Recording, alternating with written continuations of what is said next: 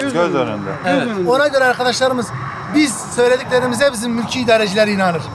Başkaları diyorlar ki sen mühendis değilsin ki. Bak mühendis arkadaşımız ne diyorsa onu dinleyecek. Göz önünde. Burada yani bence örneği var. Gidiyor. İşte biz bu kesim işlemlerini yaparken bunu düşünerekten uygulamalar yapacağız. Olabildiğince olacak o da. Evet, şimdi burada başka şu tarafta var. Şimdi yukarıları, şimdi bizim şöyle yapmamız gerekiyor. Diyelim ki ağaçları budarken şu taraftaki dalı diyelim ki aldık, keserken şuradaki dışarıya bakan gözün üzerinden kesmemiz lazım. Şurayı. Burayı da niye böyle yapıyoruz? Biliyorsunuz Adıyaman bademde artık Türkiye'de bir numara. Bizde meyvecilik meşakkatli bir iştir, zor bir iştir. Hemen de sonuç alınan bir konu olmadığı için başta işi sıkı tutup herhangi bir yanlışa mahal vermek istemiyoruz.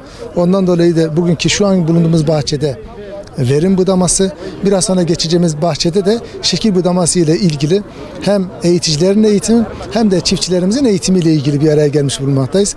Harran Üniversitesi'nden doçent ve profesör 2 tane hocamızı davet ettik. Bekir hocam bu konuda gerçekten çok iyi. Bizim de gayemiz burada arkadaşlarımızın yetişmesi. Hem il müdürlüğümüzden hem ilçe müdürlüklerimizden hem de enstitüden mühendis arkadaşlarımız var.